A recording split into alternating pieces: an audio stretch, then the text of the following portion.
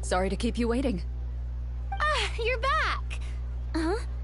And you've got the Traveler and Paimon with you too! What a pleasant surprise. I assume you'll be joining us for the game then? Linny, Farina! Paimon didn't know you were playing too! Are you also members of the tabletop troupe? I'm more of a casual member if anything. I haven't taken part in many formal club activities. Lynette, Fremine, and I play something similar at the Hotel Bouffe Tété sometimes, but I'm usually the GM. Still, I'm sure it'll be fun being a player for the first time. I'm looking forward to it. Well, I'm not a member of the club at all.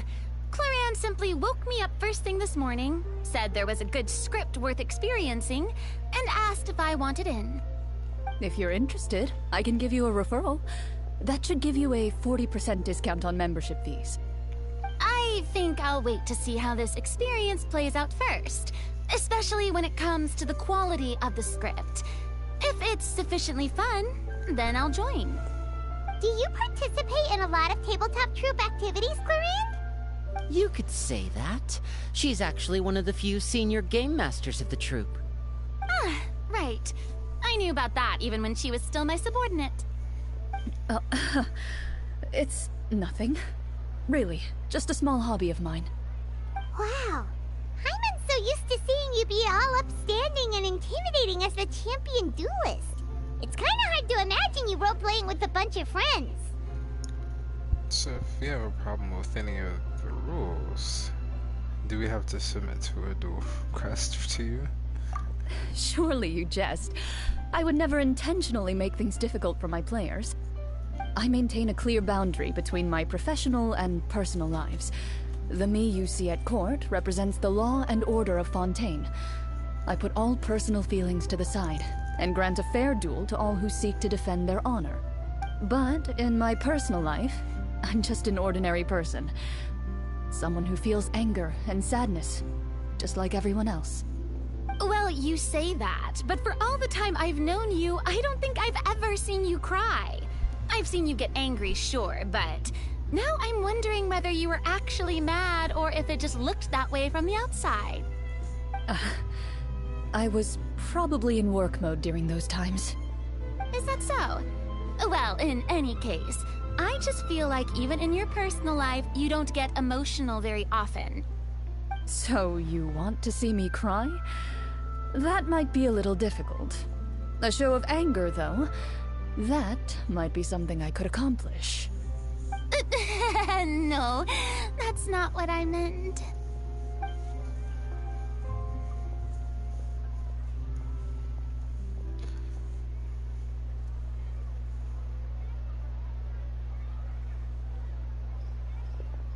Ah, I'm back! Here, allow me to introduce you to the script manager, Mr. Florian. Pleasure to meet you all. Hello? Wait, are you a champion duelist too, Mr. Florian? Oh, no. This is just the costume provided by the club. I occasionally play a few of the roles in my scripts. That sounds like a lot of work. It's nothing. It's the least we can do to give the players a more immersive experience. Anyway, allow me to give you a brief introduction of the script. This script was adapted from the real history of the Marechaussee Hunters. You all will play the role of hunters from a bygone era and resolve a series of events unfolding in the capital. Paimon's not super familiar with the history of the Marechaussee Hunters. Is that a problem? Oh, no problem at all. I can give you a brief rundown. So, basically, Marechaussee Hunters were people who dedicated themselves to hunting monsters and protecting the city by using a special swordsmanship technique passed down over generations. Their story can be traced back to the ancient Remurian dynasty, as well as the first hunter, Cassiodor. But I'll leave the finer details for you to seek out and discover later. And I'll provide additional commentary as the story progresses. In that case, brave hunters, are you ready to set out on an unknown adventure? Whoa, just one sentence and it's like we're in the story already! Aha, I see many a determined gaze before me.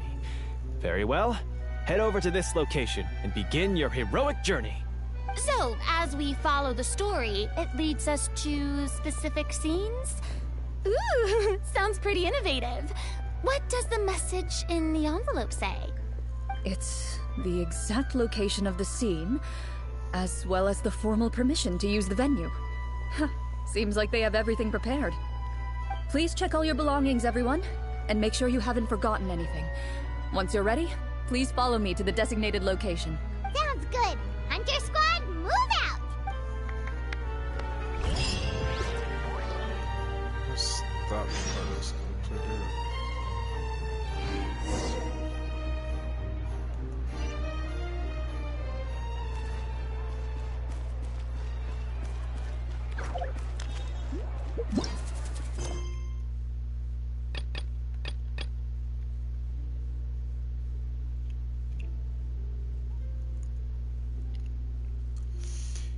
Yeesh.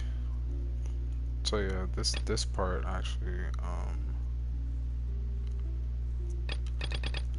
like jumping through quests. I guess whoa,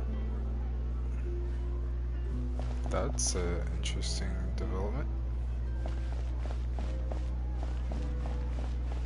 I can't sprint. No. Alright, well I'm about to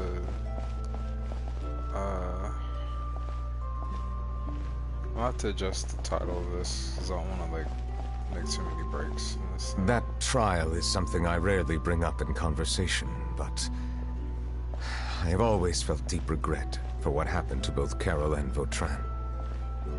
The words he spoke in court often replay in my mind, as if urging me on to do something. But Risley said he never resented you, right? Isn't that a good thing? I believe I now understand what he wanted to tell me. I feel conflicted about those words. How should I describe it? Surprise, relief, fear, and regret.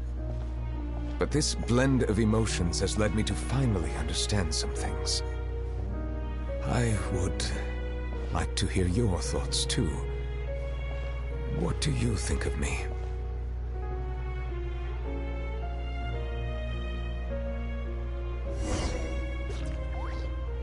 Paimon agrees with everything Risley said.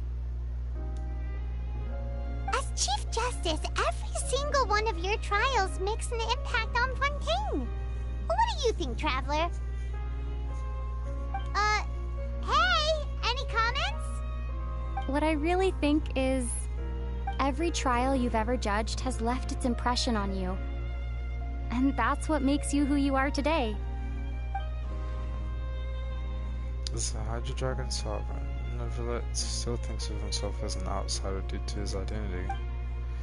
But so much time has passed since then.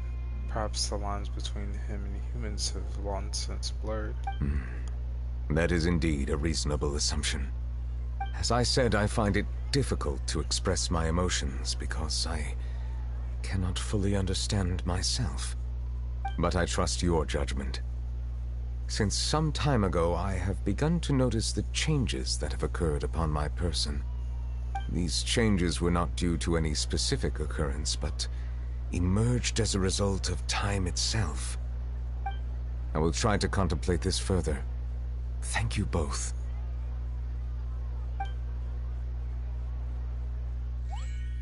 Oh, huh? It's raining! Oh no, Paimon forgot to bring an umbrella! Come on, let's hurry before it rains harder!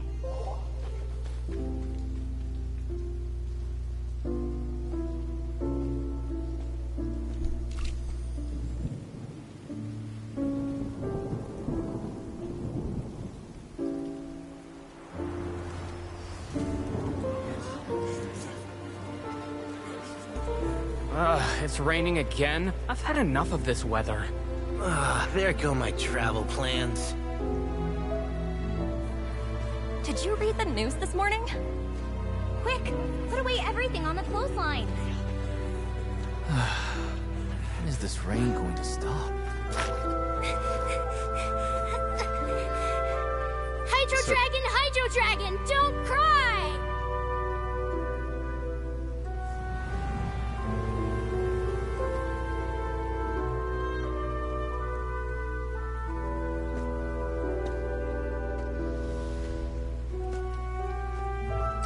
They're planning to reanimate the monster.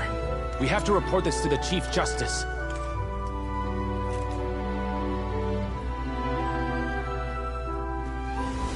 The Fortress of Maripede. It's a good place for me.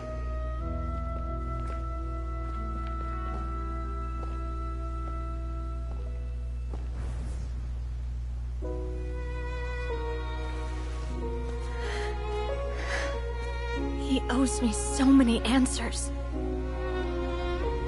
Neuvillette? You could say he's the real symbol of Fontaine's justice. Watch him closely. He could be trouble.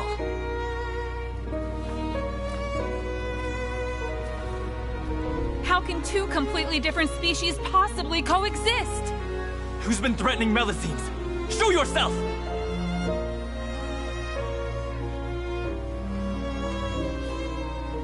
You will see much in the human world, from the delightful to the depressing.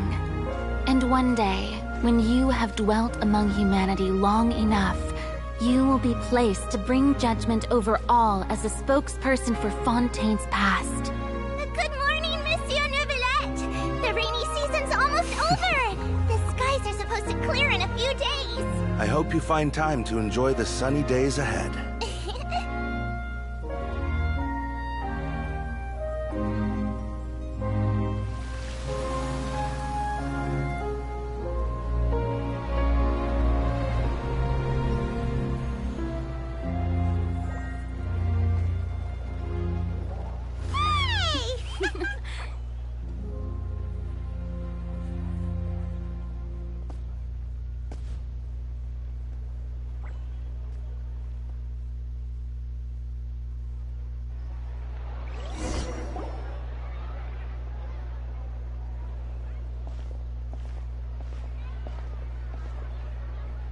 Is the matter resolved? Yep, we found the person who sent that threatening letter. Risley said he'd keep a close eye on him, so the Melusines should be safe now. Oh, that's wonderful. Sorry for dragging you all into this. There's no need to apologize. Yeah, you didn't drag us in. We got involved of our own accord. By the way, where's Kiara? At the Palais Mermonia. More than 50 people offered to protect her. Some even hid within the bushes to look out for danger. I was worried that the excess of protection would make her feel uneasy. So I asked her to stay inside the Palais. It's very safe in there. What a relief. Well, now it looks like the dust has finally settled. To celebrate this joyous occasion, Monsieur Neuvillette, would you be interested in an exclusive interview? That's not how you celebrate! I will consider it. Really? Of course. My schedule is full for the following weeks, but I should be available next month. Come up with questions during the intervening days, and I will answer them to the best of my ability. She really shouldn't go there. Yes! Thank you so much, Monsieur!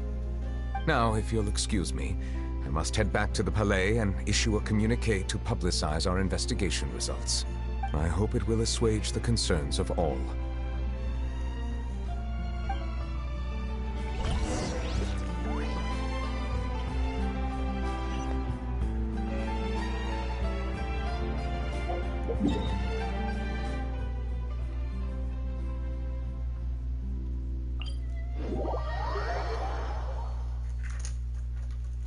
That's another word I gotta write down.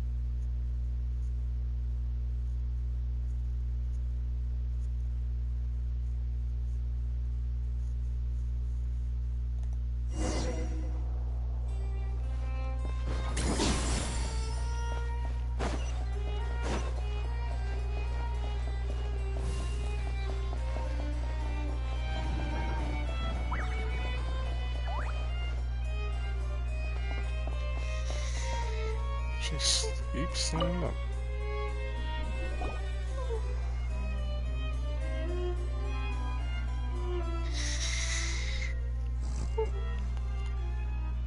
Kiara?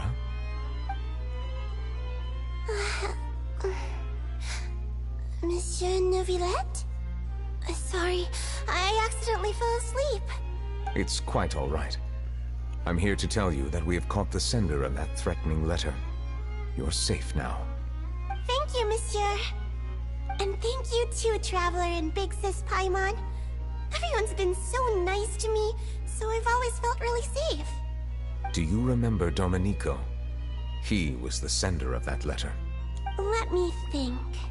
I can't remember. My memory isn't that good, so I easily forget things. By the way, I saw Carol in my dreams just now. Where's she gone, by the way? I haven't seen her in a long time. In my dream, she looked really happy. She held my hand and said, "Kiara, our dreams have finally come true." I can't remember what our dreams were anymore, and I don't know why. But I felt really happy too. I can sense your joy. It is indeed a delightful moment. Monsieur Neuvillette, are you happy too? Oh, I almost forgot. Am I allowed to go out now? I promised to model for Alov. Of course. Off you go. See you next time, Monsieur, Traveler, and Big Sis Paimon. See you next time.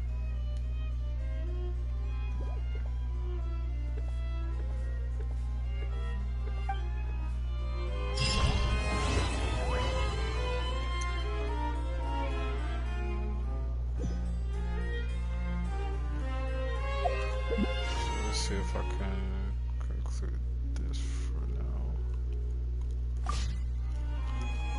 Actually, how much time? 18 hours? Not a whole lot of time. Hopefully I can continue this one. Alright, we're going back to this.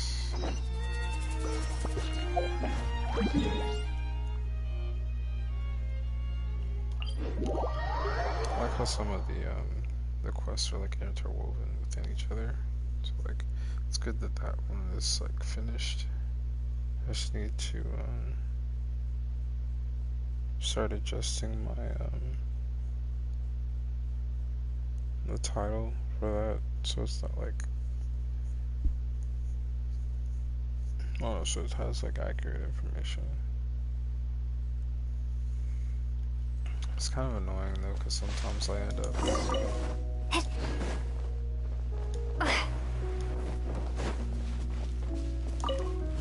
putting like Need a surfboard? like I end up not Carving putting the waves! wrong information, but not putting enough information.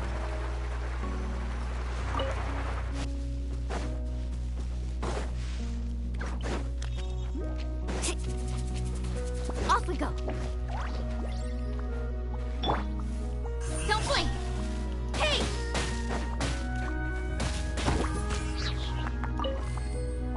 Nowhere to hide.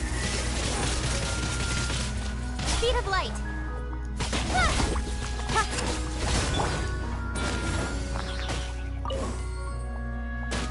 Okay, so what is this here that I need to... Don't blink.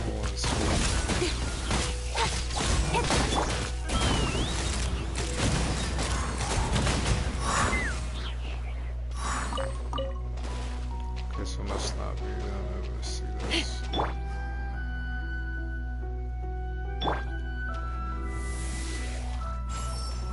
I'm sorry, Swans.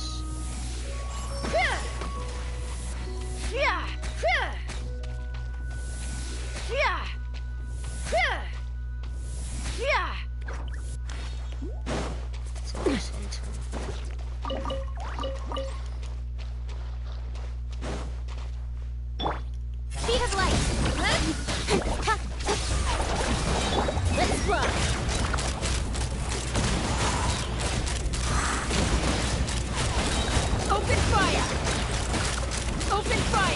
Hold on to your hats.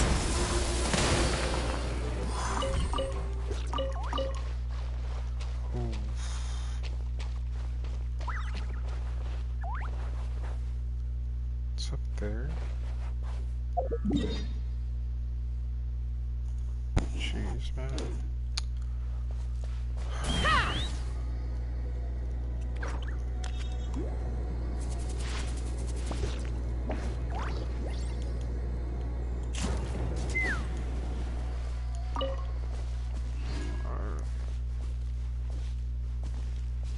Let's fly. That should be fairly simple.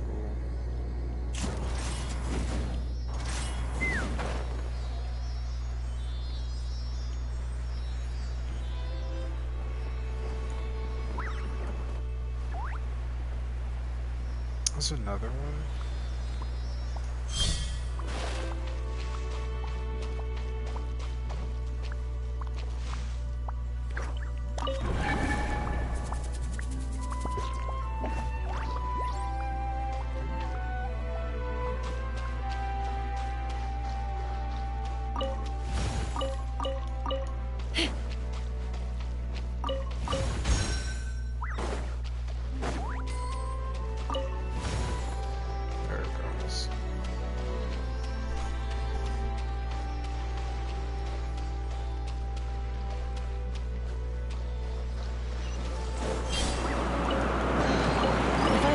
Often cause a conflict, but luckily for you, I don't really need this stuff.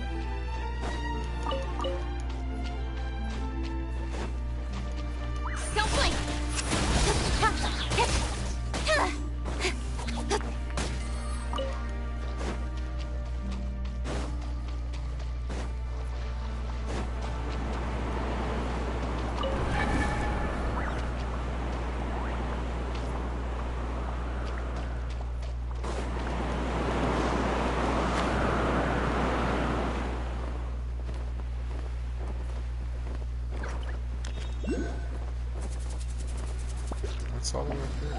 Oh. It's nice.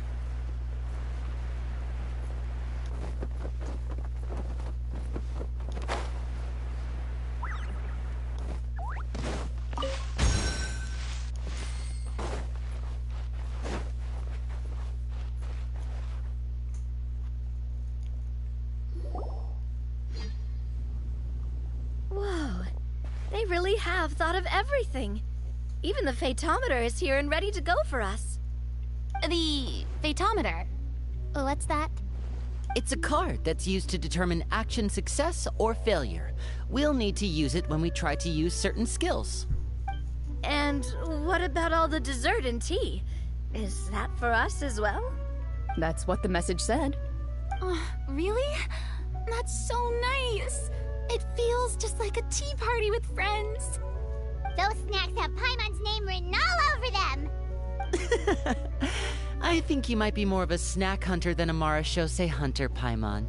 Snack hunter Paimon reported for duty. If there are delicious snacks to be found, Paimon will track down every last one. The desserts are great, but I'm still looking forward to the story more than anything. Very fair. Then, let us begin. First, please pick up the blank character cards in front of you, and write down your name and profession. You can find an abbreviated version of the rules printed on the back of your character card. If you have any questions, feel free to ask me. In this story, everyone is a marashose hunter. To reflect this, the club has prepared a small badge for everyone. Ooh, nice! As hunters, you have proficiency in swordsmanship and fighting by default, so there's no need to allocate any additional skill points to those areas. Swordsmanship? So there's a fighting part to all of this? Paimon's not sure she can do all that on her own. Maybe Paimon can just stick with you? Why don't you share a character card then? The Traveler will be the Marachose Hunter, and you can be her little floating assistant. Kinda like in real life. So, for the name, do I fill it out with the name of my character? Yep. It can be any name you like. You can use your real name too if you want. I do that whenever I get too lazy to think of a new name. Oh, so it would be like experiencing a different life, but still as yourself. That's not a bad idea. In that case, I think I'll continue to use the name Linny then. Next up is the skill sheet. You have a limited amount of skill points that you can use to learn a number of skills. The more points you invest in a particular skill, the easier it will be to pass associated checks. I'll take Persuasion and Investigation. Those are must-haves when it comes to missions like these. Oh, those skills sound like they'd be useful for gathering intelligence. Good idea, Navia. Just as expected of a veteran player. So, should we also take those skills then? Not necessarily. Since we're working together as a team, we could leave the negotiations to Navia and use our skill points to pick up other useful skills. For example, I think I'll take Stealth and Sleight of Hand. That will give us more options if we run into any situations we can't negotiate our way out of.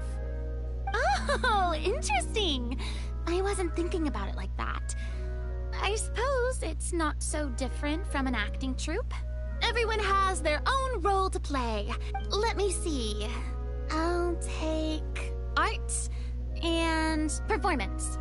I'm not quite sure what use they'll be, but I'm not as knowledgeable about the other skills, and I'm not too confident I'd be able to roleplay them well. Well, that leaves us. What do you want to learn, Traveler? Oh, something that'll help you get a read on other people's thoughts. Sounds useful. Ha! Gotta say, this suits you really well. Nothing boosts morale like good food. So what do you think? Are you sure you want to learn these 2 skills? Sure, what do you want to learn? Oh, something that'll help you get a read on other people's thoughts. Sounds useful. Ooh, so you want to help people when they're injured. That's nice of you. So what do you think? Are you sure you want to learn these 2 skills? Let's see. Oh, looks like you each have enough points to choose one final skill. You've all picked such classic skills. It's fine to go a little bit out of the box, you know. Why do I get the feeling she's getting ready to cause trouble? For example, this one here. Summon. Doesn't it sound super mysterious and cool? Oh, I saw that one just now as well. The description says, this skill can be used under certain circumstances to summon characters or creatures that fit the script's world-building rules. The script's world-building rules, huh? But how are we supposed to know what a Marachose Hunter can summon? Oh, that's not for us to worry about, my friend.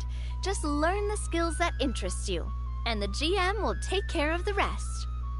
Dang.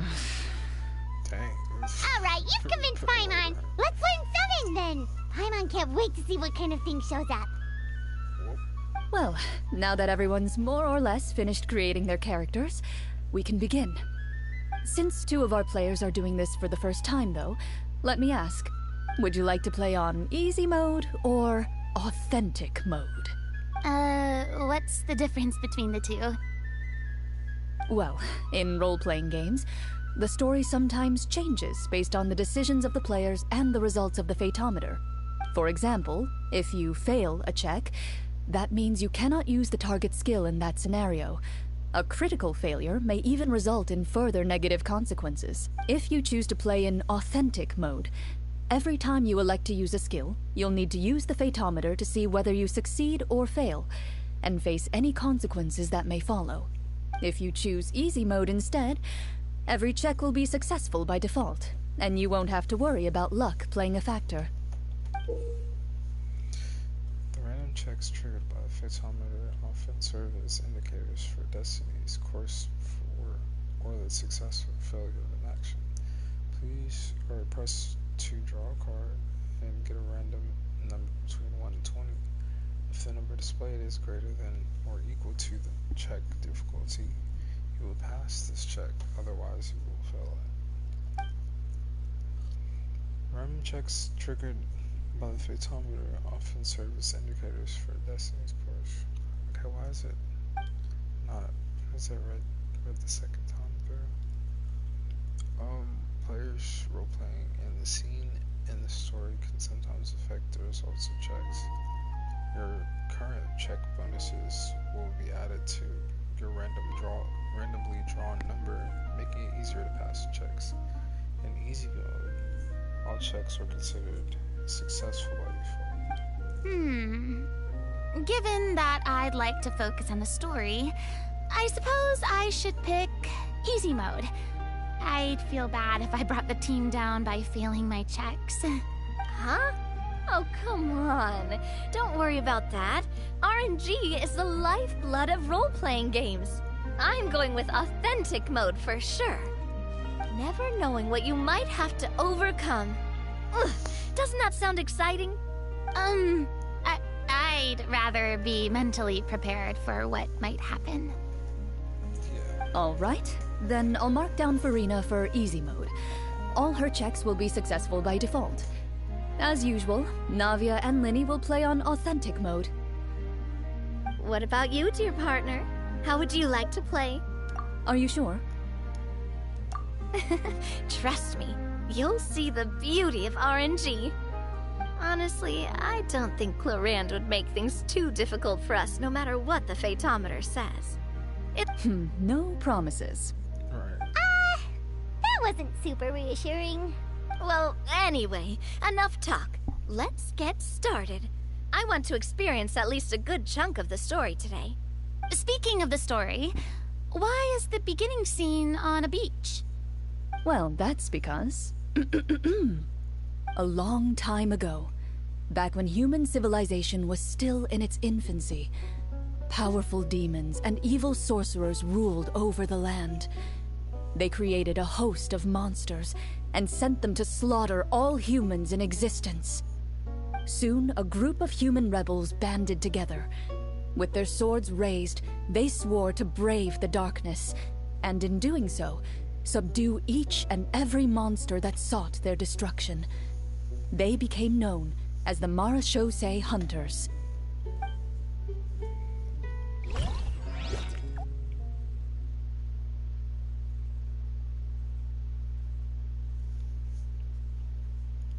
First, when I looked at this, I didn't think there was an actual game like programmed into this quest line. It's just much of a surprise, but it's actually not that bad as you think about it.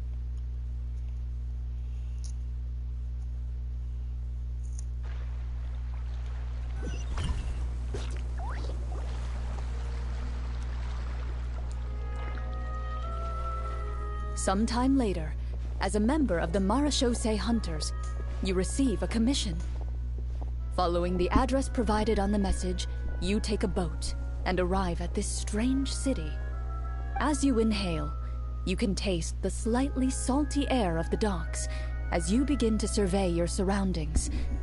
There aren't many people in the vicinity, but you do take note of a few others who, like you, seem to be sizing up this place. Your eyes meet, and you realize these people are fellow Marachose Hunters, likely led to this location after receiving the same commission as you. You're all Marachose Hunters too, right? Allow me to introduce myself. The name's Navia, monster hunter by trade and helpful neighborhood businesswoman on the side. What say you to traveling together? We can help each other out on the road. Okay, count me in. My name is Linny. I've been wandering since I was little and picked up a few less than legal tricks along the way. I was adopted by a Marachose hunter and later chose to follow in his footsteps. Is this where you introduce your character to everyone? It sounds like they've done this dozens of times. My name is Farina, and, I grew up in a noble family. I always had a strong interest in performance and the arts. Even though I'm a Marcia Say hunter, what I really want is to be a performing artiste. Hey, that's really cool. You can do it, Farina. That's exactly how it's done. Paimon is Paimon, a good friend and companion to this Marashosei hunter right here. I've been studying medicine ever since I was a child. I want to do my part to eradicate these monsters and use what I've learned to heal others. Oh, welcome, welcome. When we face the monsters, I'll make sure to charge in front to give everyone some cover. You can take care of the healing at the back. You open your envelopes at the same time. The message reads, "To the honorable and trustworthy Marashosei hunters, our kingdom is currently facing a grave crisis. The lands outside the capital have been overtaken by monsters, and our people are being led astray by forces of wickedness. We beseech you, please help us resolve this crisis and return peace and stability to our home." Huh. The layout of this city looks super familiar. It kinda reminds Paimon of Mondstadt! The scriptwriter must have used a real-world city as a reference when coming up with the map. As experienced hunters, the layout of the city reminds you of places once traveled. You recall the sight of tree-lined streets and the gentle tranquility of days gone by. Yet, as you regard the city in front of you, it appears to be little more than an empty shell. Its hollow gates are open to you, beckoning you to come forth and bring salvation back to the town. I carefully read every line of the letter and turn my attention to the signatures at the bottom. Who issued this commission to us? You see a long string of unfamiliar names. It would seem that many of the residents of the city issued this commission together. They sensed that things were not right within the kingdom, and sent a distress signal to the outside world. In that case, why don't we take a walk around the city and see if we can learn anything from the local residents? Oh, good idea. We might be able to get some leads on the monsters and bad guys we're after. You look up and see a tavern nearby. It appears to be open for the day. Why don't we go check out that tavern? If the novels I've read are anything to go by, taverns are usually full of information.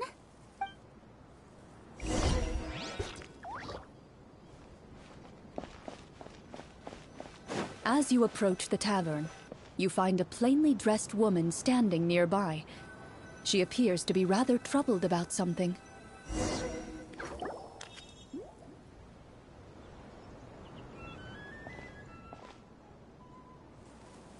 Greetings, friend. Lovely weather we're having today, don't you think? Oh, hello. I suppose you're right. The weather today is quite lovely. If only those monsters out there would stop causing trouble.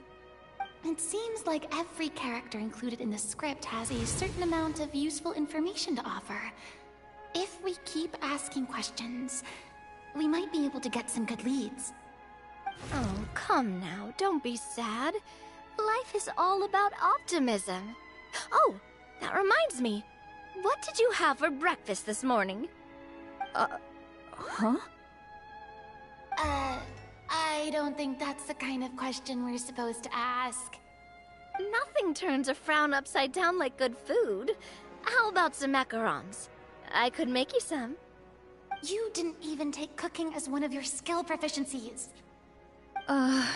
That's not necessary, miss. Excuse me for saying this, but you don't really look like a chef. Besides, I'm not really a fan of sweets. So you're someone who barely smiles and doesn't like sweets. You're really starting to remind me of this one friend of mine. Hey! Did she just... me? Florian must have broke character for a second. This isn't getting us anywhere. Traveler, maybe you can think of something.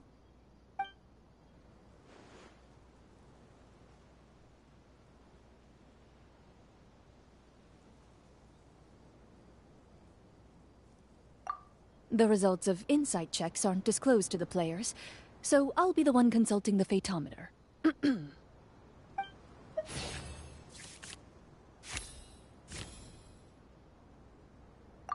You recall all the lessons you've learned in your time and begin to carefully observe the woman's mannerisms.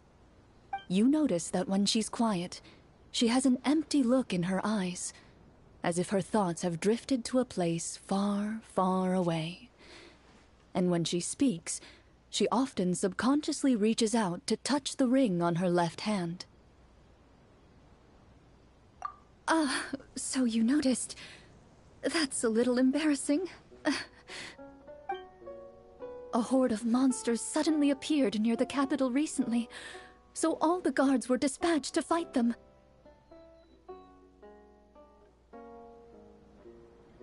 Do you remember when those monsters appeared? I'm not completely sure. All I know is that my husband was dispatched to fight them 3 days ago. Do you know where he was sent? It all happened so fast. When we said our goodbyes, he couldn't even tell me where they were sending him. You have our thanks, friend. We'll find and defeat those monsters as soon as possible. We sincerely hope your husband will be able to return to your side soon. Oh, thank you. Don't worry. We'll find him. Just try to remain optimistic and wait for good news. We don't always get to choose what happens to us. But we do get to choose the little things, like what we eat and how we respond to the things life throws our way. I hope that one day, you too will recognize the power of something as small and inconsequential as a delicious dessert. I'll do my best. You bid farewell to the woman, and continue your journey further into the city.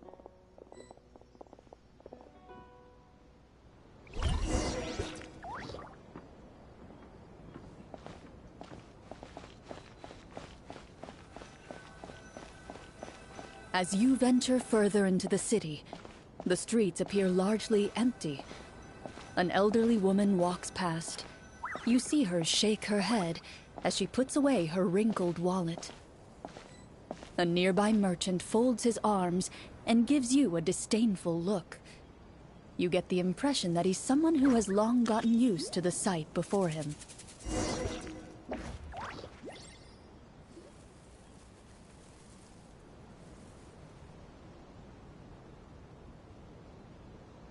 Although he doesn't seem very friendly, merchants are usually a good source of information, right? Pardon me, sir. I'd like to ask a question, if I may. That depends. How much are you willing to pay? How about this much? What do you take me for? Some lowly beggar? You can't even buy half an onion with that amount. Surely an onion can't be that expensive, right? What do you know? War's nearly upon us. Everything costs several times what it did before. If you're not gonna buy anything, then scram. Whoa, what a nasty guy. Maybe we shouldn't even bother talking to him. But he still might have information we need. Traveler, can you think of something? Sir, we came to this city to solve the very problem you seem to be referring to. The war you mentioned, would it happen to be against the monsters outside the city? If you happen to be well informed and know a thing or two about what's going on, we'd appreciate it if you could share that information with us. After all, the sooner this problem gets resolved, the easier it will be for you to do your business.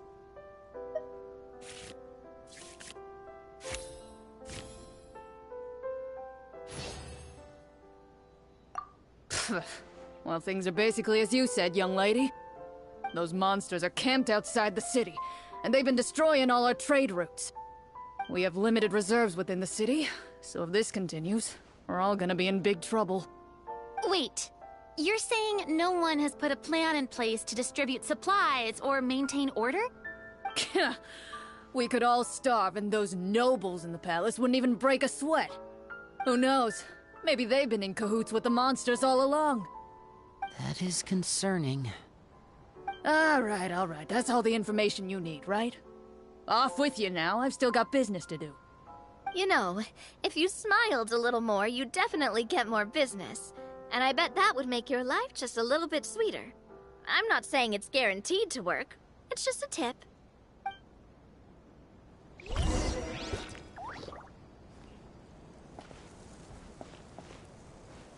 Should we try to go somewhere with more people? Oh, how about the city square? Follow me.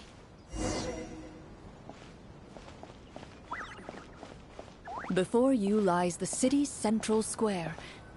You see a man with a slightly anxious look on his face, pacing back and forth, his head hanging low. He doesn't seem to notice your approach. Still immersed in his own thoughts, he shakes his head and lets out a long sigh. This guy seems promising enough. Maybe I can get some information out of him. Hello, sir.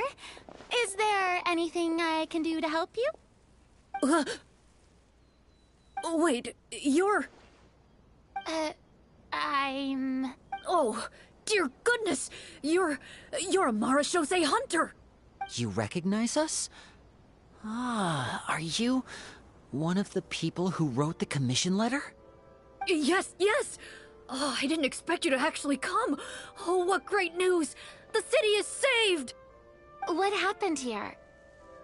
Alas, we once lived comfortable, carefree lives.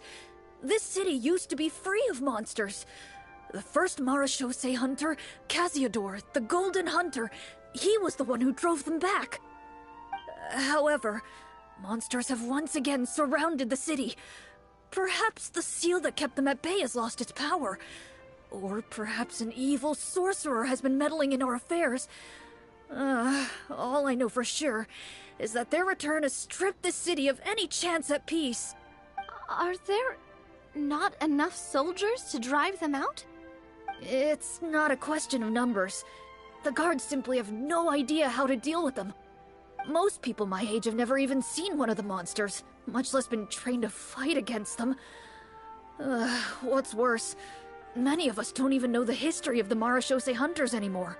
When I was a child, though, my grandfather would tell me stories about how the Marashose hunters drove back the monsters. So, on the off chance that something might come of it, I decided to reach out to you.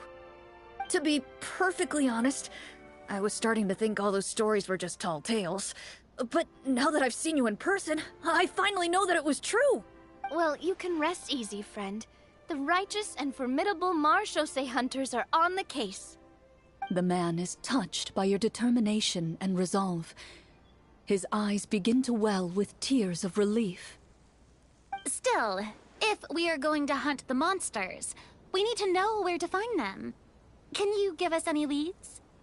All I know is that the area outside the city is dangerous. I'm afraid I can't point you toward a specific location. Oh, although, if you leave the capital through the main gate and follow the road, you should run into a group of guards.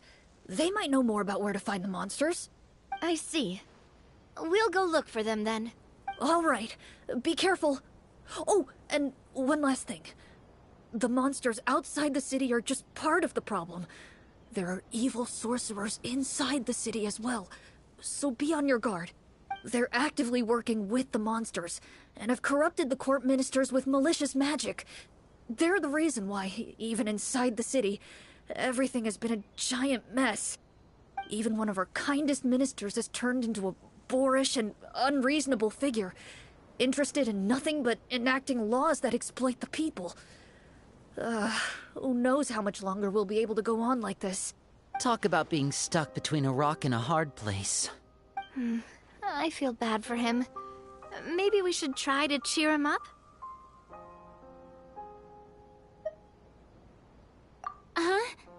lake. Now? Is this really the right time? I appreciate your kindness, but for now, it's more important to focus on the crisis at hand. Brave hunters, I leave the future of this kingdom to you.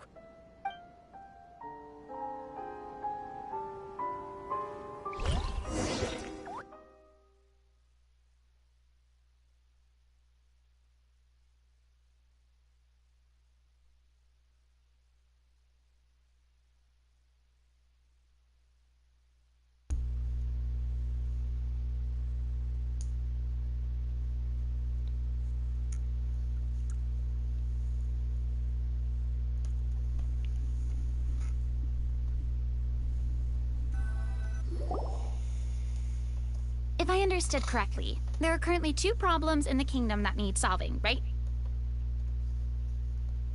Exactly.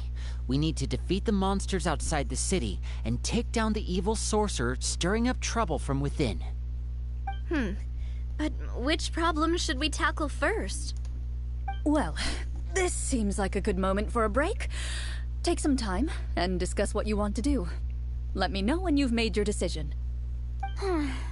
I really didn't expect the people in the city to keep us at arm's length like that. I totally thought the hunters would be treated like heroes. Well, Clarence said the script took cues from the real history of Fontaine, right? Maybe the real-life Marachose hunters were also treated like that. I wouldn't say it's a perfect representation of history, but there are definitely some similarities. Would you like to hear more about it? Sure. As long as it doesn't spoil anything in the script. You've brought up bits and pieces of the hunter's history before, but it was all in passing. Paimon wants to know too! The hunters were super powerful, right? Were they all from a special line of supernatural beings or something? Kinda like the yokai in Inazuma? No. All Marachose hunters were ordinary mortal fighters. The only thing that set them apart were the special sword techniques passed down over the centuries. Huh? So you mean anyone could become a Marachose hunter? In theory, yes. All you would need to do is survive the rigorous training and master the swordsmanship techniques required to fight the monsters. Still, most people dropped out at the early stages, and others called it quits the minute they saw a monster in person. To become a hunter, you must be strong in both body and mind. What kind of monsters did the hunters fight exactly? Oh, and the evil sorcerer the script mentions. Did they exist in real life too? The land of Fontaine once played host to an ancient dynasty known as Rapperia. After that dynasty fell, monsters began to appear, intent on obstructing humans from establishing a new social order. One of the ancient sorcerers of Rapperia used his power to assemble a formidable army of golems. He sought to use that force to establish himself as king. Now wait a second. Don't tell me that guy was the inspiration for the evil sorcerer in the script. We still haven't found any in-game information on him yet. So, why don't you talk about someone else for now? Well, I wasn't planning on going into anything you might be able to find out in the game. But if you want me to talk about something else, then... How about Casiodor, the Golden Hunter? Or Egeria, the ex-Hydro Archon? Wait, but those people are all from a super long time ago. Where did you learn all this, Claran? From my master. Huh. By master, you mean Miss Petronia? Is someone you know? Absolutely. Miss Petronia and my father were good friends. Back in the day, she would often bring Clorand over to play, but then... Let's not get off topic. Anyway, back to what I was saying.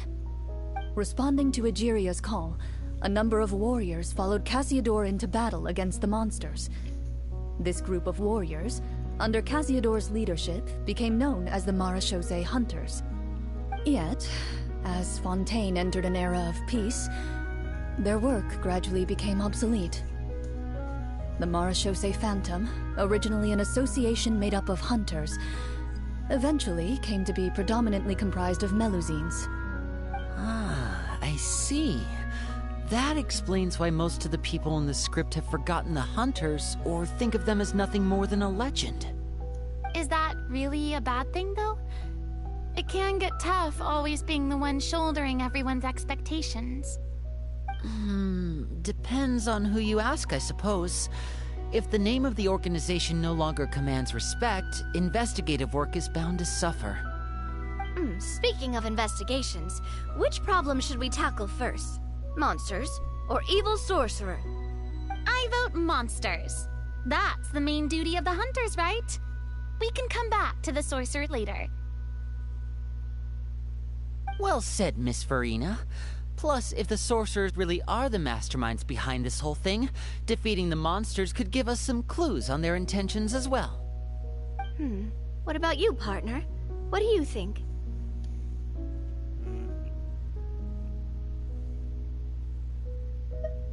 The sorcerer problem seems pretty important. I mean, you're not wrong. But those characters are usually the ones pulling the strings behind the scenes. More often than not, they're very formidable opponents. Going after them now might be jumping the gun a little bit. We don't want a total party kill on the first day, right? With Clorand as the GM, I wouldn't rule out the possibility.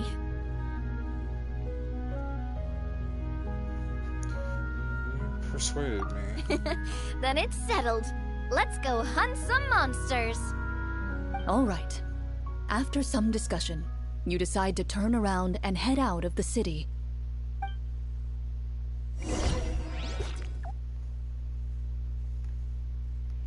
Yeah, I'm not sure what you wrote. I can't, or I wasn't able to hear it because it was, it played it while the dialogue was going. I missed this quest. Oh, you do? I should have got this done a long time ago. I just never got around to doing it. It's like there's some other quests. Let's take a look around, like that guy said.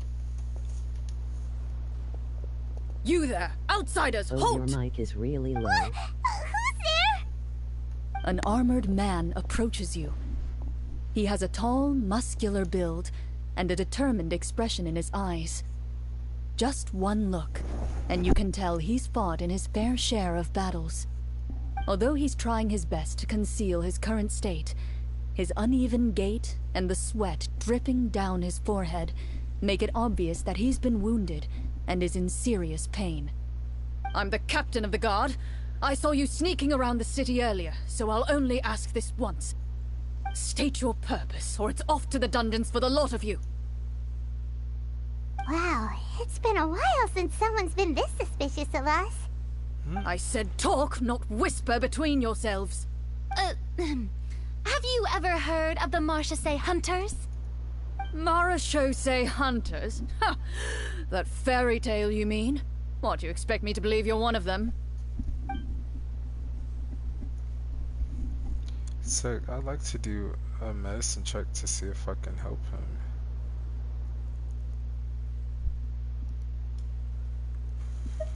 Nope. This one. Well, I mean, yeah, if we appeal to his, I mean, his need, like, he does need someone to help him in that area.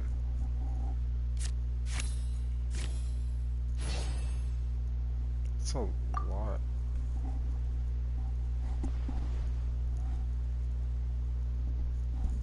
Using your knowledge of medicine, you're able to deduce that the injury on his calf was a monster's doing, and the wound has already begun to fester. As you check him over, he looks at you with suspicion and retracts his injured leg further back. I'm a doctor by trade. Please let me redress your wound. You don't have to suffer like this. The man appears somewhat disgruntled at having been exposed, but soon relents and raises his leg for you to take a better look. He allows you to apply a poultice of specialized medicine to the wound, and it appears to bring him much relief. The tension in his brow eases. All right. Guess you lot might actually be real Marachose hunters after all. In any case, you've successfully treated my wound. So, what do you want to know?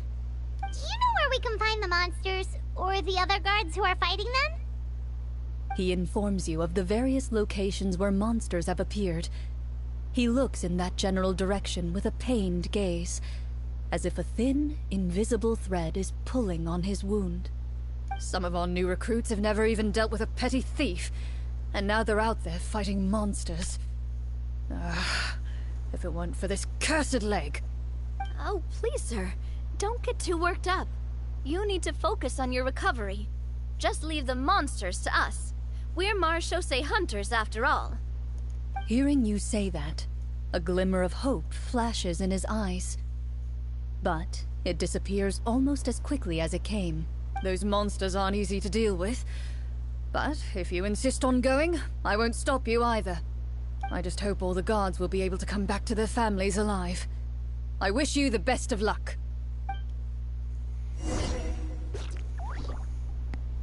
So, one of the most annoying things Based on what the captain said, the monster should be right up ahead. Let's go. Hopefully we're not too late. One of the most annoying things about this is that the dialogue is sometimes a little bit as you approach the battlefield, you see numerous people lying by the side of the road. They appear to be dressed like guards. Their faces are filled with desperation and terror. Some are screaming and cursing in vain, as if still trying to banish the monstrosities they saw from their minds. But I know for sure that I'll try to use my my PlayStation camera because it's a lot better sound quality. I just can't keep like turning up my mic because I have a headset. Oh, we have to go further in. That was it. A few of the wounded look up at you in shock and disbelief. Quick, leave this place. Turn around and don't look back, they yell.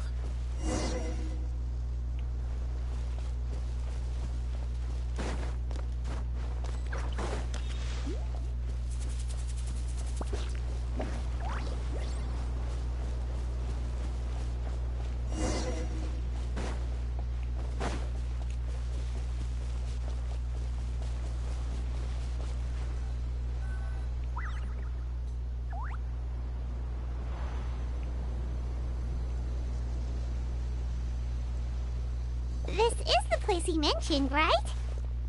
You see broken iron swords scattered all around you, and downed trees riddled with terrifying claw marks. All the signs point to one thing.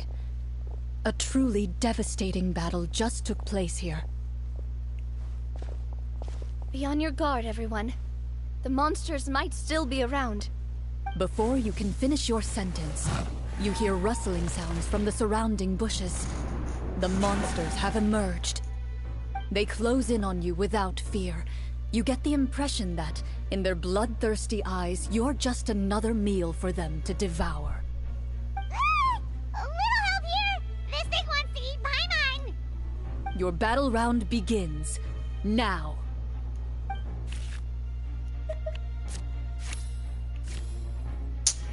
Dang.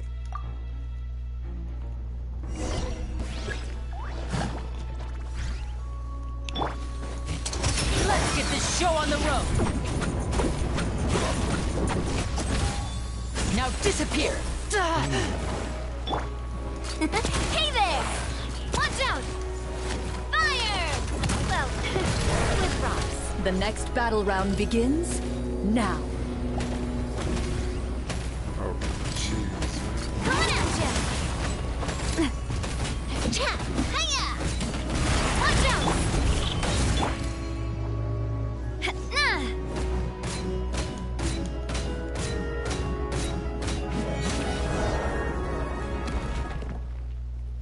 The monsters let out a terrifying roar of anger and resentment before dissipating into thin air.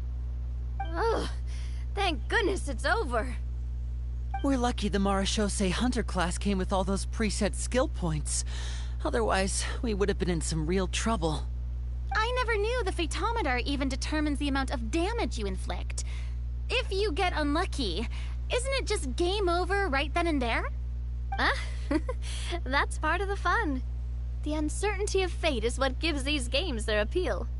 Just as you begin to celebrate your victory, a suspicious lump on the ground catches your attention. A suspicious lump? Wait, could it be the thing that appears after every battle? I walk up to it, crouch down, and begin to carefully examine it. I've still got my right glove on, so it should be fine for me to touch it, right? As you investigate the mound, you discover that the exposed portion appears to be made of wood. It was previously obscured by the large form of the monsters. With the monsters gone, the small protrusion now awaits your discovery, poking out of the ground like a shy flower bud. Whoa, it's a treasure chest! Let's dig it up.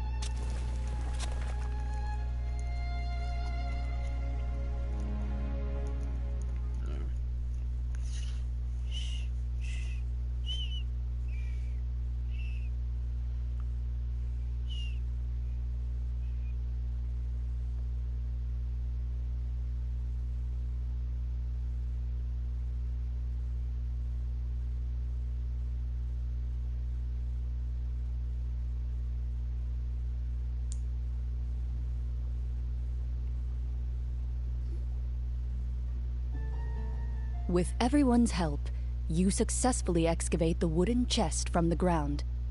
Even without opening it, you can tell from the mora and jewels scattered around the chest that it must contain quite the fortune. Makes sense. We worked hard for this. Let's open it and we can share what's inside! I can understand your excitement, Paimon, but think about it. Doesn't it seem like there are people out there who need this treasure more than us? Yeah. Think about all the people suffering in the capital. Or all those guards who got hurt fighting the monsters. Wouldn't it be better if we gave the treasure to them? Wait, is that how it works? Paimon thought since we were the ones to dig it up, we could just take it for ourselves. Well, let's put it this way. Any decision you make during a role-playing game can impact the future course of the story. But would the people really believe us? It's hard enough for us to prove we're Marchese hunters. What if they think we procured the treasure illegally? They might get even more suspicious of us. That's definitely something we should consider. Maybe we can come up with an explanation in advance. Well, if donating it could cause that much trouble, why don't we use it to buy some gear and fill up on good food?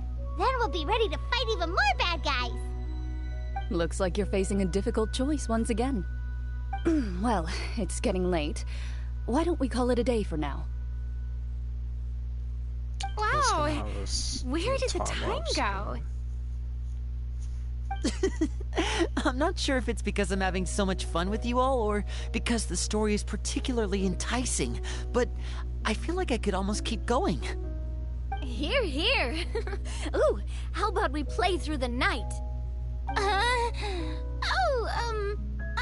not sure I'll have enough energy for that. Yeah, that won't work for me either. Lynette will give me an earful if I get home too late. I understand how you feel, Navia, but we have to change venues for the next part of the story anyway. Huh? Another location? Mm-hmm. There's a special note for the GM at the end of this section that says to proceed to an indoor set for the next part of the script. Whoa! They really pulled out all the stops for this new script. Well, even if we end the game for the day, we can still stay a little longer and hear Cloran finish her story, right? Paimon wants to hear more about the history of the hunters. Something tells me you just want to finish the free desserts before we break for the day. That's just a coincidence, okay?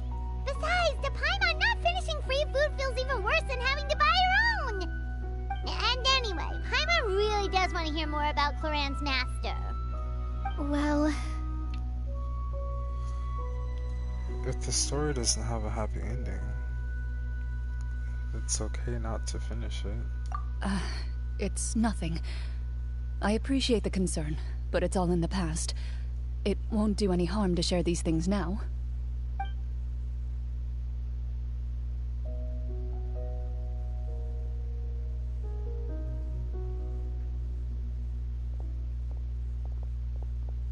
My earliest memories are of living with Master. According to her, she saved me from certain people of ill repute. My birth parents had left me behind some time before that. What a heavy beginning for a life story. Master was a fascinating individual, if inexperienced in the ways of raising children. My first ever toy was a short sword.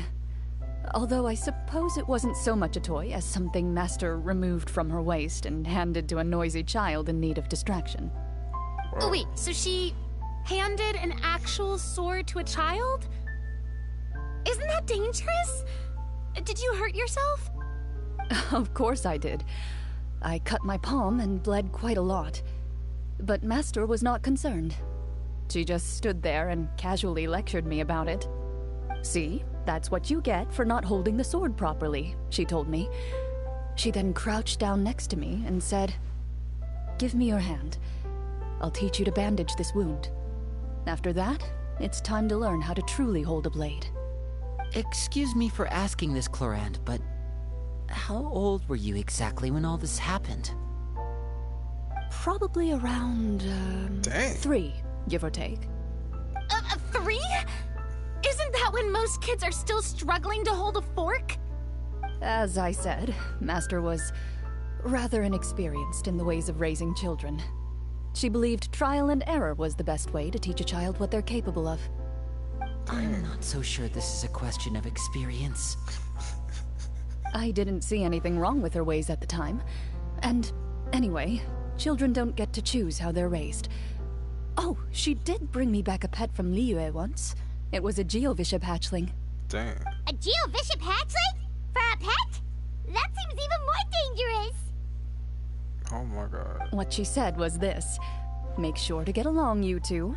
If you really can't agree on something, just settle it with a fight. Whoever loses is the real pet. Dang. And how old were you when this happened? 5. Oh my god.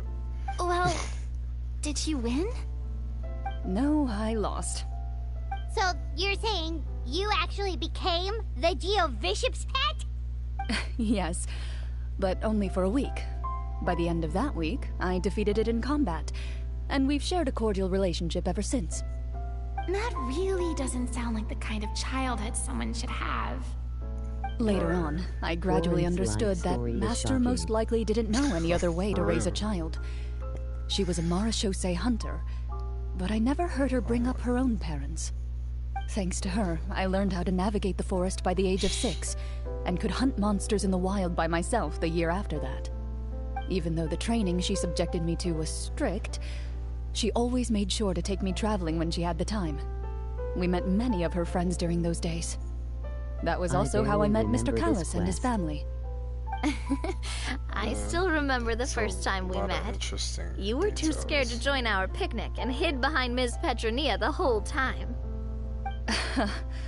I still hadn't really met many children my age at that time, so I didn't know how to interact with others.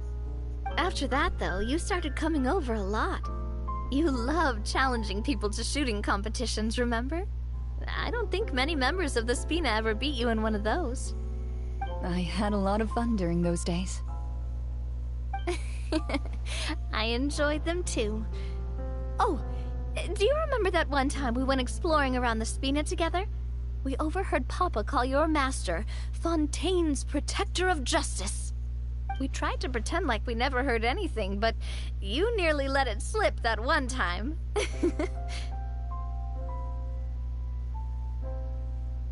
Protector of Justice? Oh, wait, you mean that vigilante hero from 20 years ago? The one who is always active at night? Yep, that would be her. She often would put on a black cloak and go out at night. I never knew where she went or what she was doing. Until, like Navia said, we overheard the truth from Mr. Callis that night. 20 years ago, huh? I still remember the guards leaving all kinds of witness reports about her on Nervalette's desk. My apologies. Oh, there's no need to apologize. You had nothing to do with it. And anyway, everything she did was for a good cause. Although, calling herself the protector of order was a bit much. Especially when she deliberately operated outside the law. Huh? When did the protector of justice become the protector of order? Oh, she had a bunch of code names. I heard she would just come up with a name on the spot whenever she was asked. Later on, she probably got sick of answering those questions and decided to stick to just two. The protector of justice and the protector of order. That sounds like her, all right. I bet she forgot which of the two she'd use by the time she got back each night. Well, she certainly sounds like a fascinating individual. With her strong sense of justice, it's no surprise her student followed in her footsteps. I don't want to wait It's for true. a break in dialogue. I always wanted to become like her. Someone powerful, independent, and with a strong sense of conviction. But...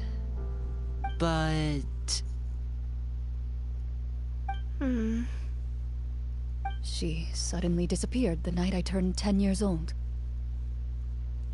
Disappeared? What happened? I have no idea. She didn't even leave a note. I was never able to find out where she went. That night, I was celebrating my birthday at Navia's house. But Master never came to pick me up. When I returned home on my own, it was to an empty house. When she still didn't appear after a few days, I went to Mr. Callus's house to ask about her whereabouts. But he only shook his head. Papa probably didn't know either. I know he sent a few people to investigate the matter in secret, but they never found any credible leads. Don't worry, I understand. To be perfectly honest, given Master's personality and way of doing things, it all made a lot of sense. If I had to guess, I'd say she probably used it as an opportunity to force me to become independent. Just like how, when a litter of kittens reaches a certain age, the mother willingly leaves them behind. Were you upset, Clorinde? I was at first, but not anymore. I don't believe Master would suddenly disappear for no reason. There must have been something she just had to do. Well, despite everything, you still managed to follow in her footsteps and become the greatest champion duelist in all of Fontaine. You're practically a living symbol of law and justice. I suspect my position would be far too by the books for her. Master always did whatever she pleased. But you're right. I suppose I do take after her in some ways. Who knew Clorinde had such an interesting past? I never had the chance to ask her about it before. I wonder... if Clorinde's master were the champion duelist back then, would that duel against Mr. Callus have gone differently? Oh no. Judging by the atmosphere, Clorinde and Navia are probably thinking something similar. The mood just got super awkward all of a sudden. Well, anyway... would you look at the time? It's getting dark, so we should probably call it a day for real this time. If we keep talking like this, we really will be here all night. I had a great time today, Miss Clorinde. Thank you for being our GM. Anytime.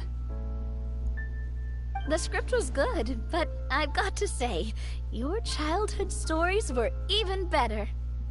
Hey, you should tell us more about that fight against the Geo-Bishop sometime. Maybe your master was onto something. You could be right. What does she mean, onto something? I certainly don't know any 5-year-olds who want to fight a bishop in their spare time. Guess I'll head back as well. I need to save my energy if I want to continue enjoying the story tomorrow. You're that excited to hear about my fight with the bishop? I was talking about the script.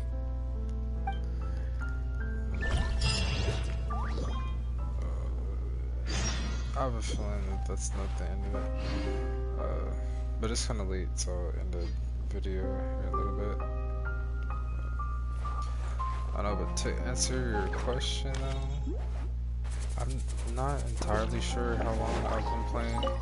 It's been at least a year and some change. But like I heard about the game when it first came out, and I wanted to give it a try, but I didn't really know too much about it. Plus, there's a lot of things that weren't as updated as it is now. It's like there's a lot of things you couldn't do. I swear I can hear you talking, but I don't know what you're saying. So, but if you do want to go back and like, it's usually because the sound quality for this mic isn't all that great. But